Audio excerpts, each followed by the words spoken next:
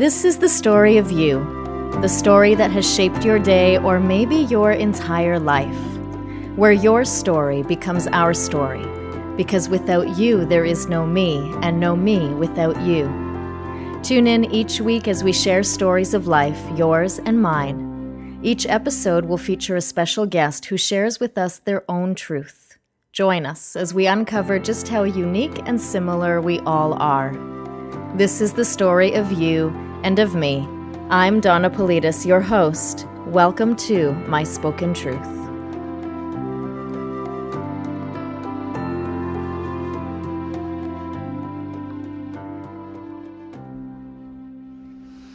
Okay, everybody, I think this is episode 4. I am just back into dipping my toes again into My Spoken Truth. It's a project I started a couple years ago, and now I'm back and I've started working on a project called 15 Ways to Heal Yourself and Other Short Stories. And today we're starting with Ways to Heal number 1. The first few episodes back into My Spoken Truth, it's just going to be me, yours truly, and then we'll start re-inviting guests again, which is really something I'm looking forward to. So here we go, Ways to Heal number 1. And you'll also find this on my Facebook page, Donna Pranalakshmi, and My Spoken Truth Facebook page. And I'll set up the Instagram as well. So there'll be many avenues to both read this and watch this. Acknowledgement. Ways to Heal number 1 is acknowledge. Acknowledge that you have been through a traumatic experience, whether big or small, and be okay with it. It took me over 4 years to fully realize that it really was okay to cry and feel the after effects of the trauma I had experienced many, many years prior.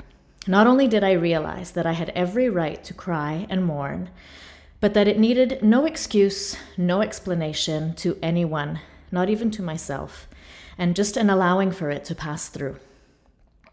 Our experiences, especially the traumatic ones, get lodged into our physical bodies, and yes, of course, they also occupy our thoughts. And we can experience the after effects of trauma for many years and even decades after the event has ended and has long since disappeared from our daily lives. This visceral memory that's stored in our bodies is so much more potent than we may realize at first. If you've been hit, yelled at, belittled, eventually the bruises will fade and the domineering voices will vanish.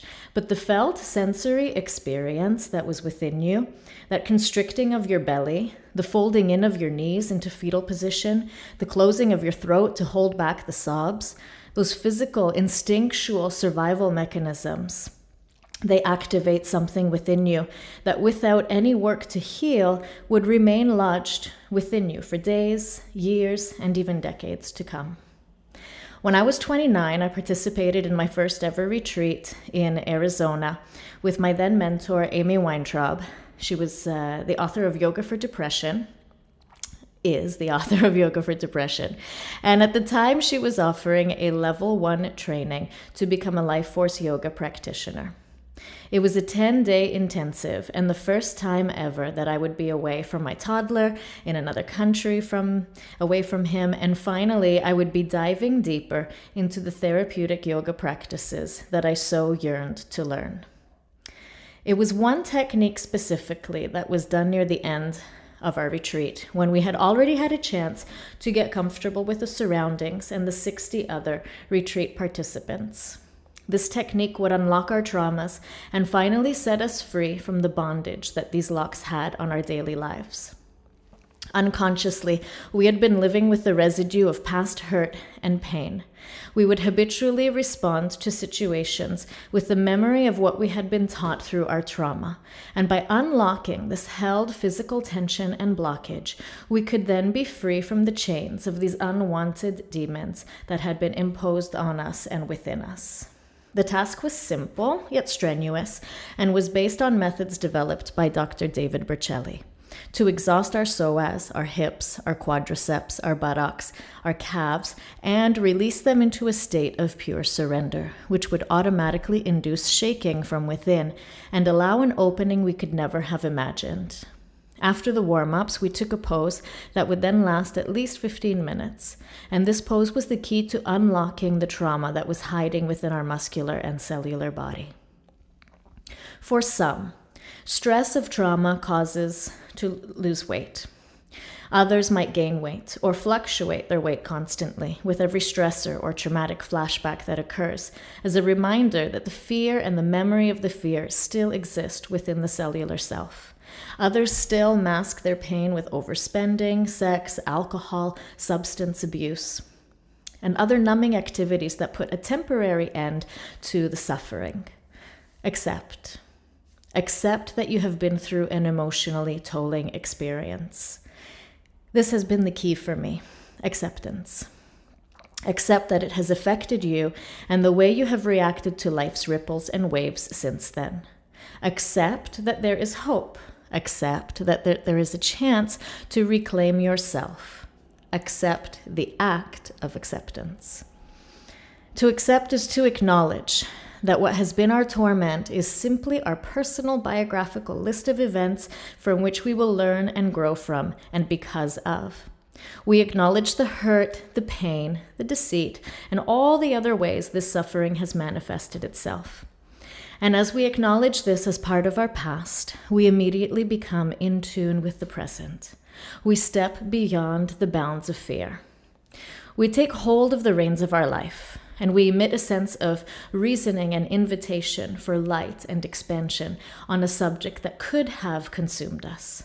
We acknowledge its presence, and therefore we lessen its power over us. We acknowledge the place that it once held, and will always hold in our lives, limiting its effect on our present circumstances by being authentic within its existence. The more real and authentic we are with our past, the stronger and more clear we can feel in our present. Our past does not in any way need to or have to define us. It can simply act as the roadmap that consequentially led us to this moment. We do not even need to place blame on individuals that we claim caused us this trauma, nor do we need to persecute them. All we need to do is feel. Acknowledge your feelings, and you will see that they will flow even more easily as time goes by. Truth in the self is found in the authentic expression of how we feel and how we are navigating these feelings.